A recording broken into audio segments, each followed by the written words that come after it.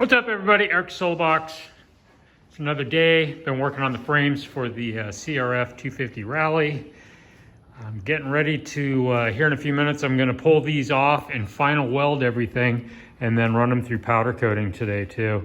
I'm really pleased with how these have come out. Everything's running really nice and true, parallel.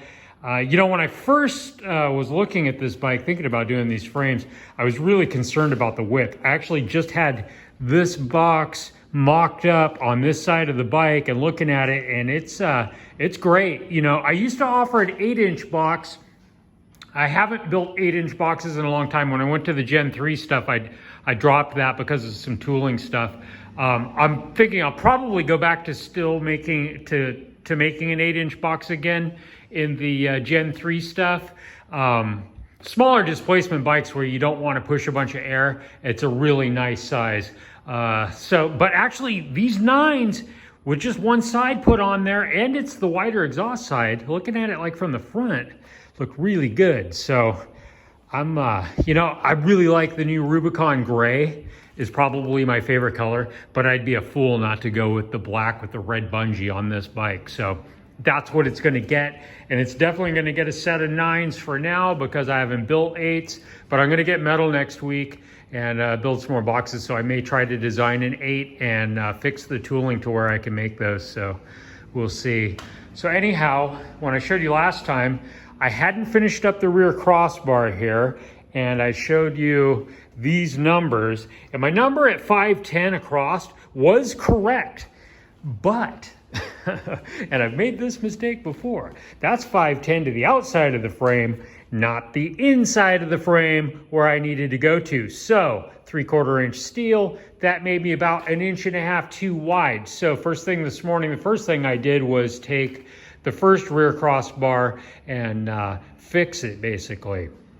I also ended up cutting, it was a little bit long still, so I took about 3/8 of an inch out of the overall length.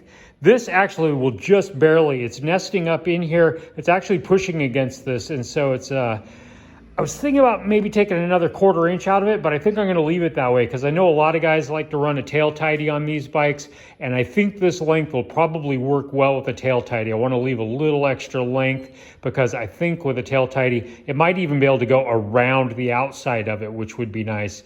I don't know, time will tell with that. But re-engineering the rear crossbar is really easy to do if I need to do something different down the road. The front attachment points, I went with something that I've never done before.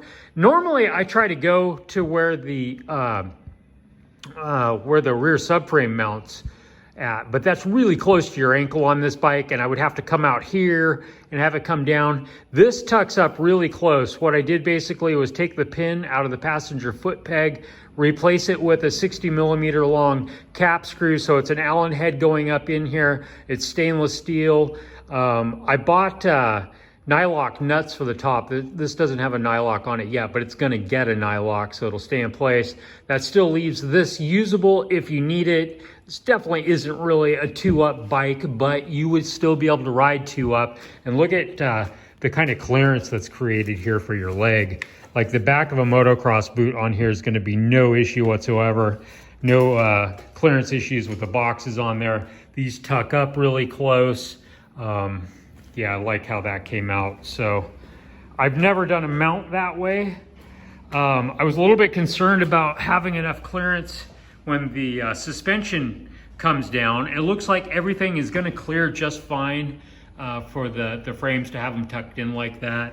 There's still a little extra metal on these because of what I had to do in order to mock everything up and get it all to work. So some of this stuff, you can see there's some extra on here. These are just tack welded, but there's extra length here, a little extra over here that'll get trimmed up. There's a bunch of extra sticking off of the bottom of this one over here that gets trimmed off. The main thing is that they are running true and parallel with each other and the same distance apart all the way through. So I'm really pleased with how this looks.